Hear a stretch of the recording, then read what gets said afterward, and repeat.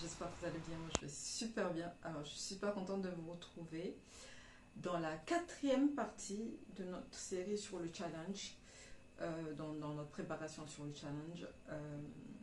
J'ai pas pu publier vendredi passé. Je vous promets, youtubeur ou youtubeuse, c'est un boulot déjà. Voilà. Et moi je cumule tellement de boulot. C'est c'est un truc de ouf, ce qui fait que c'est pas facile. Mais bon, je suis là, c'est l'essentiel. Je vais en tout cas tout faire pour poster une vidéo un vendredi sur deux. Si je peux poster tous les vendredis, c'est bien. Mais au moins, vous aurez 2 vidéos par mois. Au moins, minimum. Ça, je le garantis. Donc, déjà, j'ai beaucoup réfléchi à comment est-ce que j'aimerais faire cette vidéo. J'aimerais vraiment que ce soit très pédagogique en fait, que la plupart des personnes comprennent vraiment ce que c'est qu'une coiffure protectrice, que ce soit plus détaillé, que vous allez voir, je vous montre dans cette vidéo comment faire des braids correctement, comment faire des vanilles correctement. J'ai rien inventé, hein. Voilà, je me suis inspirée d'un peu de tout, et puis voilà, des meilleures méthodes, hein, qui existent déjà. Donc, dans un premier temps, on va parler de ce que c'est qu'une coiffure protectrice.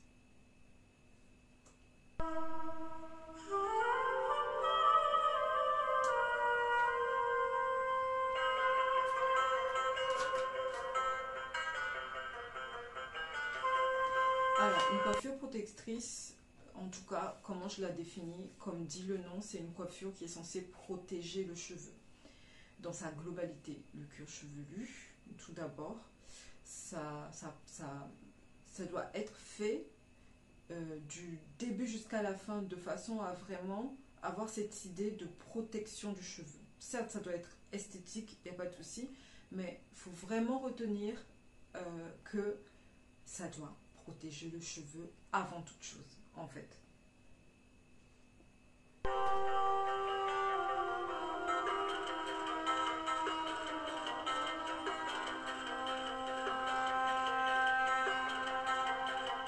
Donc, ce type d'image, enfin, ce n'est pas des coiffures protectrices. À partir du moment où euh, comment dire, la racine, ce n'est pas une coiffure protectrice. À partir du moment où on a mal, ce n'est pas une coiffure protectrice. Il faut vraiment garder ça à l'esprit.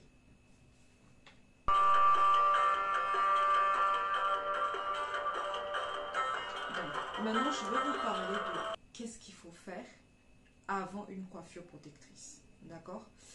Qu'est-ce qu'il faut faire avant une coiffure protectrice côté vos cheveux? D'abord, ok? Avant de faire une coiffure protectrice, il faut faire un soin protéiné suivi d'un soin hydratant, et on finit par un soin nourrissant sans rinçage. D'accord? Donc, chez nous, chez Ta Renaissance, avant de faire une coiffure protectrice, on va d'abord faire un shampoing. Ok? On va faire le shampoing Crumi Citrus. D'accord? Que je vais essayer de vous montrer la photo quelque part par là. Donc, tous les soins Ta Renaissance sont disponibles à mon adresse email. Pour l'instant, si vous le voulez, écrivez-moi par mail. Je mettrai le mail ici. Le site, il est toujours en construction avec tous les aléas que j'ai eu. Voilà, il est toujours en construction. Inch'Allah, un jour, on dit. on va y arriver, on va ouvrir le site. Mais pour l'instant, n'hésitez pas à m'envoyer un mail. Donc, on fait d'abord le shampoing Crumi Citrus. D'accord? Une fois qu'on a fait le shampoing Crumi Citrus, on va faire suivre le shampoing Crumi Citrus d'un masque protéiné. Ok? Le masque protéiné, c'est pareil, c'est chez Ta Renaissance, c'est le sésame en fait. C'est un masque, c'est un soin qui est fait aussi, je vous expliquerai, qui est voluminateur. Ça dépend de comment on l'utilise en fait. Mais brièvement, on va faire un soin protéiné. Chez Ta Renaissance, c'est le sésame. Donc, on va faire le sésame, on va juste le garder 30 minutes, c'est largement suffisant sous casque. Donc, votre soin protéiné, vous allez le garder sous casque pendant 30 minutes. Et attention, Les soins protéinés, c'est pas les œufs, c'est pas les avocats, c'est pas l'huile de coco. J'entends énormément de choses sur l'huile de coco, que c'est protéiné. Ce n'est pas protéiné l'huile de coco, et l'huile de coco ne pénètre pas la fibre capillaire. Ça a été prouvé scientifiquement. Bref. Donc, il y a plein de noms de choses, de mythes autour de l'huile de coco aussi. Bon, bref, c'est pas le sujet de la vidéo. Donc, important, votre soin protéiné, il doit avoir des protéines hydrolysées dedans. Donc, vous pouvez utiliser des protéines de riz, vous pouvez utiliser de la phytokératine hydrolysée, de la protéine de soie. Voilà, vous pouvez utiliser ça. Protéine de riz, ce n'est pas genre, vous allez faire bouillir du riz et récupérer la protéine. Ça ne fonctionne pas comme ça, mais très bien. Le mieux, c'est des protéines hydrolysées. En fait, c'est des protéines qui ont été faites exprès de façon à ce que ça puisse pénétrer la fibre, que ça soit compatible avec la fibre. Donc, si vous voulez vraiment faire un bon soin protéiné, je vous conseille plutôt d'aller sur Aromazone, trouver un petit flacon de protéines de riz, de protéines de soie, il y en a plein en fait sur le site d'Aromazone. Donc voilà, vous allez faire poser votre soin protéiné. Une fois que vous avez fait poser votre soin protéiné 30 minutes, maintenant vous allez faire un soin hydratant, d'accord, et nourrissant, sans rinçage. Donc chez Taille Renaissance, on va appliquer le Living Sweet Thai en fait. Une fois qu'on a appliqué, on va être vraiment généreux côté Living Sweet Thai. Une fois qu'on a appliqué le Living Sweet Thai, vous allez appliquer un Living vraiment hydratant. Si c'est pas assez hydratant, n'hésitez pas à rajouter des actifs hydratants dedans. Ok, donc vous allez appliquer ça et ensuite finir avec un baume. Chez Taille Renaissance, le baume, je l'ai devant moi. Les autres produits, je ne l'ai pas devant moi. Je le mettrai en photo quelque part. Donc vous allez chez Taille Renaissance, ça va être ceci, ça va être le bonbon carré baume, le white chocolate, tout le voilà. C'est pas le packaging définitif, hein. Le packaging définitif c'est en verre, ça sera dans des pots en verre et bah, ça sera dressé aussi façon dessert quoi, parce que mon âme de pâtissière revient. En tout cas les packaging j'ai vraiment définitif, j'ai vraiment hâte de vous les montrer. Donc voilà, vous allez appliquer généreusement partout et ensuite vous pouvez faire votre coiffure protectrice, que ce soit avec des rajouts, que ce soit sans rajout. Mais c'est important de suivre ces étapes-là en fait. Que faire pendant la coiffure protectrice? Donc, pendant la coiffure protectrice, moi en général, je conseille toujours de garder une coiffure protectrice pas plus de 2 mois. Vous pouvez aller jusqu'à 2 mois, mais ne dépassez pas 2 mois s'il vous plaît. Vous là, vous connaissez quand vous faites des coiffures, vous gardez jusqu'à 6 mois, 1, 7 mois, 4, mais se calme. Bref, donc, il ne faut pas garder plus de 2 mois. Et pendant votre coiffure protectrice, comment vous allez soigner votre cuir chevelu et vos longueurs, bien sûr aussi. Mais essentiellement, soigner le cuir chevelu. 1 fois à 2 fois par semaine, vous pouvez appliquer à l'aide d'un coton, de l'eau micellaire bio. Vous pouvez prendre de l'eau micellaire qu'on nettoie le visage avec, ok. Vous mettez dans du coton, vous nettoyez votre cuir chevelu avec. Après ça, vous allez faire suivre d'un spray à base de clou de girofle, par exemple, qui est très assainissant. Donc pour 100 ml, par exemple, pour ce vaporisateur d'eau, comme ça, là, qui fait 200 ml, je pense, 250 ml, je pense, ce vaporisateur. Donc, ce vaporisateur 250 ml, vous allez mettre une cuillère à café d'huile de poudre de clou de girofle dedans, ok. Vous allez d'abord, pour 250 ml, une cuillère à café de clou de girofle que vous allez laisser infuser, vous allez faire bouillir votre eau, vous allez mettre dans une tasse, mettre la petite cuillère à café dedans, vous allez laisser infuser, excusez-moi, et ensuite vous allez filtrer et le mettre dans un spray. Les clous de girofle, c'est des conservateurs, ça conserve, en fait, quand vous ne voulez pas qu'un soit un pourrisse, mettez les clous de girofle dedans. Mais il ne faut pas en mettre beaucoup parce que les clous de girofle c'est très acide, donc si vous en mettez beaucoup, vous allez augmenter le pH de votre préparation et ce n'est pas bon. C'est pour ça que c'est délicat d'utiliser les clous de girofle comme conservateur dans les produits cosmétiques qu'on utilise tout le temps. Mais comme spray, c'est très bien. Donc, 1 fois par semaine, vous allez nettoyer votre cuir chevelu avec de l'eau micellaire. Ensuite, vous allez appliquer et vaporiser votre spray au niveau du cuir chevelu. Juste pour le nettoyage, c'est ça. Pour la pousse, on verra ça dans une autre vidéo parce que cette vidéo, sinon, elle va être trop longue. D'accord. Pour la pousse, pour qu'est-ce qu'il faut utiliser, qu'est-ce qu'on va utiliser comme comment dire, soins pour la pousse et pour l'entretien. Je vous présenterai ça dans une autre vidéo. Donc voilà, vous allez appliquer ça. Une fois que vous avez appliqué ça, vous allez bien masser, d'accord, et ensuite appliquer de l'huile de jojoba. D'accord, l'huile de jojoba c'est très léger, c'est voilà, c'est très, ça va à tout le monde, plus ou moins, en tout cas par rapport au cuir chevelu, c'est pas trop lourd. Donc vous allez appliquer de l'huile de jojoba juste pour nourrir votre cuir chevelu. Au niveau des longueurs, j'avais déjà fait une vidéo sur une lotion anti-poussière, anti-statique. Donc le lien de la vidéo, je le mettrai en barre d'infos. Donc au niveau des longueurs, cette lotion-là, vous pouvez l'appliquer, ok. Vous pouvez, même ça peut aller sur le cuir chevelu, c'est pas grave. Vous allez appliquer au niveau des longueurs cette lotion-là tous les 3 jours à peu près, ok. Au niveau des longueurs, justement pour éviter que la poussière, voilà, rentre dans les cheveux, surtout pour les enfants, tac, tac, tac, tac, tac, tous les 3 jours à peu près, d'accord. Et directement après votre nettoyage du cuir chevelu, vous l'appliquez aussi, mais ça vous l'appliquez tous les 3 jours. Donc après le nettoyage de votre cuir chevelu qui va être une fois par semaine, et après avoir mis la lotion au niveau des longueurs, ok, vous allez appliquer le baume au niveau des longueurs. Donc au niveau des longueurs, le baume une fois par semaine c'est largement suffisant. Le problème avec quand vous faites des coiffures protectrices, vous mettez trop de produits et ça attire trop de poussière et après non. Une fois par semaine en coiffure protectrice, un baume c'est largement suffisant. En tout cas pour le baume carré baume ça fonctionne assez bien. Une fois par semaine c'est largement suffisant. Donc le protocole c'est quoi pendant la coiffure pro? Pendant la coiffure pro, une fois tous les 3 jours on applique le spray anti-statique, d'accord, anti-poussière. Une fois par semaine, on va comment dire, on va nettoyer le cuir chevelu comme j'ai expliqué, on va vaporiser, ok, au niveau des longueurs et on va appliquer le baume, d'accord, pendant l'entretien, pendant la coiffure protectrice, c'est ça. Si vous avez des questions, n'hésitez surtout pas. Donc, qu'est-ce qu'il faut faire après une coiffure protectrice? On fait exactement le même protocole.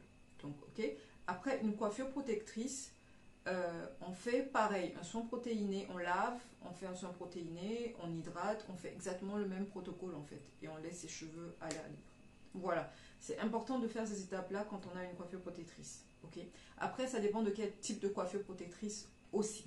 Mais peu importe la coiffure protectrice, même si c'est une perruque que vous mettez, vous devez faire ça. Vous devez enlever votre perruque. Vaporiser, en fait, laissez pas vos cheveux dedans pendant 1 mois, 3 mois sans rien quoi en fait. C'est super important.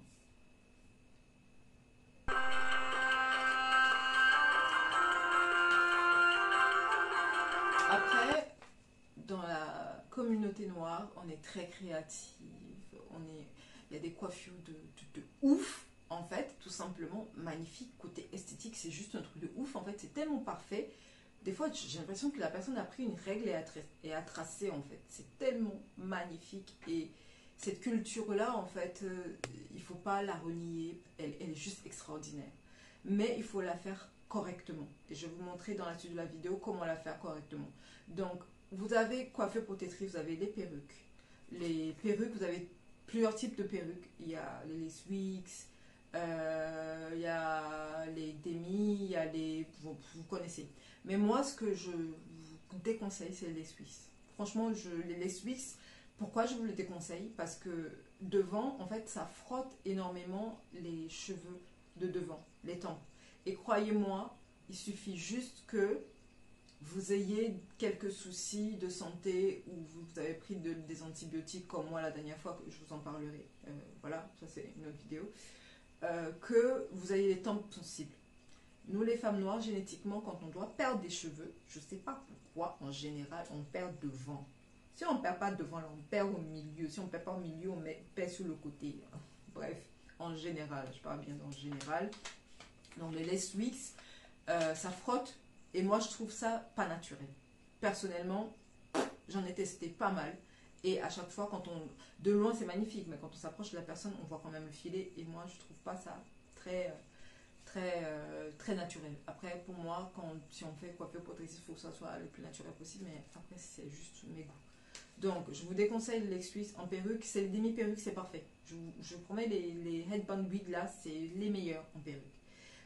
Ou les grosses postiches, vous pouvez faire un chignon attaché, mettre... ça c'est bien aussi. Après, vous avez quoi d'autre? Vous avez les braids, les vanilles, c'est très bien aussi. Je vais vous montrer à la suite de la vidéo comment le réaliser, comment désinfecter, tout ça, tout à l'heure, le process derrière si vous utilisez les rajouts. Ensuite, vous avez les tresses plaquées. Les tresses plaquées, je ne suis pas tresse plaquée vraiment. Mais bon, après, quand le cheveu est bien démêlé correctement comme il faut, avec la brosse qu'il faut, ça peut être intéressant de, par exemple, de faire des braids et ensuite, de façon que ce soit pratique, des tresses plaquées de façon à mettre ça headband wig par derrière, ou bref.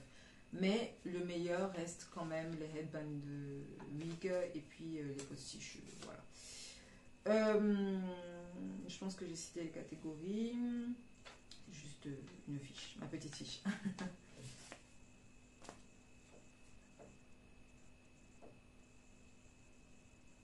Donc, je pense qu'on a assez parlé de coiffure pro. Si vous avez des questions, n'hésitez surtout pas. Maintenant, je vais vous montrer comment désinfecter, avec quoi traiter les mèches, en fait. D'accord?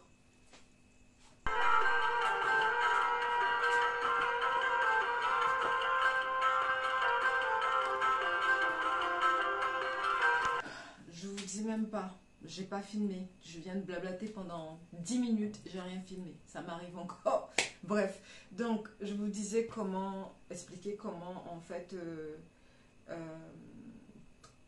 traiter votre ajout, que ce soit synthétique ou naturel. D'accord? C'est la même chose. C'est le même protocole. Quand vous avez des mèches synthétiques, vous savez très bien que c'est du plastique. Ok, essayez de réutiliser ça plusieurs fois quand même pour la planète, c'est important. Et de le recycler dans les bennes de tout ce qui est plastique. Il ne faut pas le mettre avec la nourriture, voilà. Donc bref, ça, vous avez ça. Vu que ça a été traité, bah, c'est du chimique, il y a probablement des choses chimiques dessus. Donc comment on va tenter, on va essayer en fait d'enlever tout ce qui est chimique sur la surface. On ne va pas enlever tout, mais au moins ça permet de tout ce qui va être en contact avec le tuque chevelu va être plus ou moins neutralisé en fait. Donc dans un flacon comme ça, vous avez ceci, ok, à peu près cette quantité là, ça représente à peu près 120 millilitres. Vous allez rajouter 3 bonnes cuillères à soupe de fleurs de coco, de vinaigre de coco. Moi j'aime bien le vinaigre de coco parce que ça laisse pas vraiment d'odeur et l'odeur j'aime bien. Donc vous allez vaporiser, ok, comme ça dessus. Une fois que vous allez vaporiser, vous allez laisser sécher une demi-heure à peu près.